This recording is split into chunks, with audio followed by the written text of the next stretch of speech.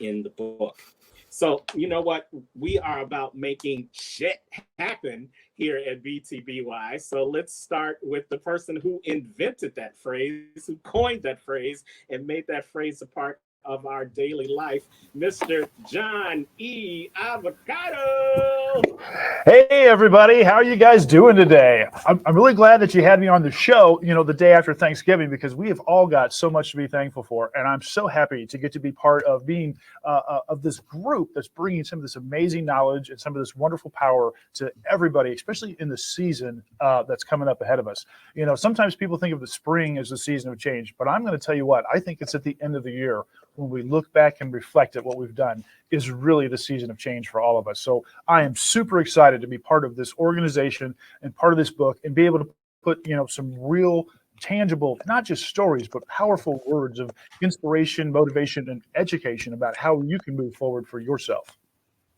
Well, Johnny, we appreciate you, and I'm working from my iPad, so I'm trying to put you solo screen so you can answer those three questions. So let me throw those questions out there again: who you are, why you decided to be a part of this book, and then tell us about your chapter. Your chapter is called "Man, I Became Aware, Therefore I Must." That's a powerful chapter. So take it away, Johnny. Oh man, so I am Johnny Avocado, right? A lot of you know me, and my catchphrase, of course, is "I make shit happen." And then the tagline that goes with that is "So can you," because that's the really powerful statement about what we're saying here at the Becoming the Best You movement, the Becoming the Better You movement, which I wholeheartedly embrace that change because we try to be our best, but we really just have to be better than we were the day before, or even the moment before. If we take every moment as it comes to us and take not just the reasonings from the world, but decide that we're going to turn that into an experience rather than an excuse.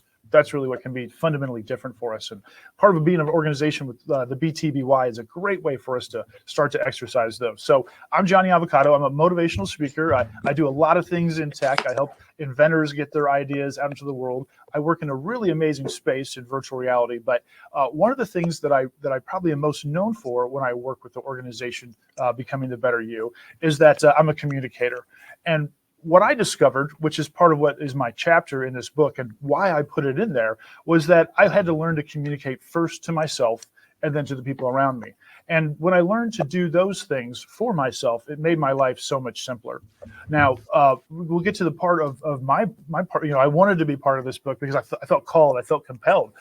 When I began to figure these things out for myself, like many folks in the book here today, I had to decide, what does that mean for me? And how do I put my story together for me? And the best way, as many of us speakers in this group have even had these conversations with one another, the best way for me to put my story together is to try to tell it to somebody. So I'll be honest with you, it was a very self-serving and selfish reason that I was part of this book. It was a really phenomenal opportunity for me to put my story together in a better way so that I could share it with somebody like, the folks here at the BTBY. So when I decided to be part of that, man, that was really the drive for me, was when I could put my thoughts together, when I could put them into something cohesive, then it means so much more. So the book, my chapter there is talking about being aware and therefore I must. The catchphrase there that I'm playing words on there is that original to be man, I think therefore I am, right? And that was the behest of what to philosophically be a human being was, to be a thoughtful, considerate person. But how I see that is that we as people have to continue to evolve as societies, as individuals, as groups and organizations.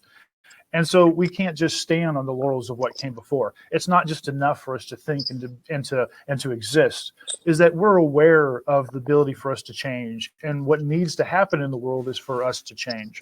And so the next step in that is to take responsibility for that knowledge, is to carry that burden.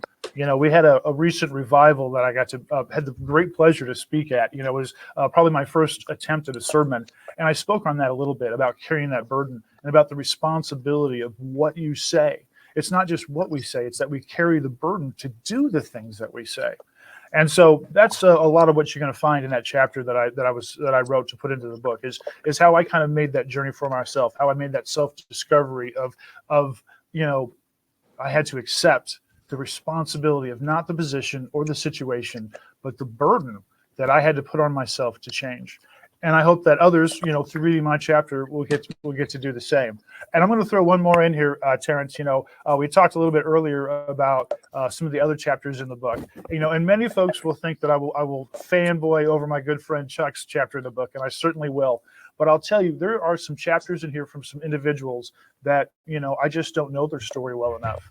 And I'll tell you, probably one of the stories I would really like to hear when I'll get my chance to read it in the book is Charles Prince's story.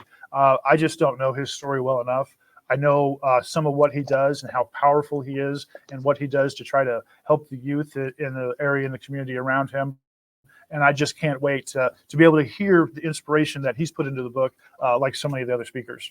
Thanks, guys. I really appreciate the time to talk about what I got to do with part of the BTBY, and I'm so thankful and grateful to get to be a part of it. I hope that what I did helps somebody on their journey.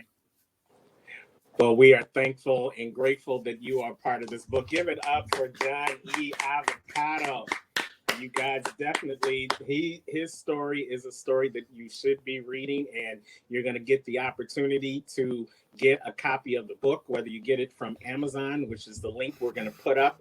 We're probably going to put that link up at the last minute, because as a coach and as a speaker myself, it's great to have your book published on Amazon. Yes, we want this book to be an Amazon and a New York Times bestseller, putting it out there into the universe, y'all. But I think what I love best is when I get a book and I know the author, and the author has signed the book, and that gives me a really personal attachment to that author. So John E. Avocado, if they want to get a signed copy of your book, how will they get in contact with you? And we're also going to make sure that you add that into the comments, okay? There we go. Yeah, well, you can see it on the screen there. You can go to www.johne, that's JOHN, the letter E, .avocado, and avocado spelled AVOCADO. Sometimes folks get the A wrong in there. So avocado.com, and you can check out my webpage. You'll be able to see where you can either meet up with me or get a signed copy of my book right there on the page. And I really hope that you'll be able to, hopefully I'm letting the cat out of the bag here, or I'll put some inspiration into us. There's got to be a BTBY meetup where you're going to be able to get more than one signature on this book, right? Absolutely. I think there's somebody strategically in the back putting together something for Kansas City, probably before the end of the year. But outstanding. We won't let that cat out of the bag just yet. So thank you so much, John E. Avocado. And for the rest of our authors that are on the screen right now, you can do the same thing that John E. did. We look at these lives and we think the audience is going to be looking at us as the professionals, but we're learning at the same time.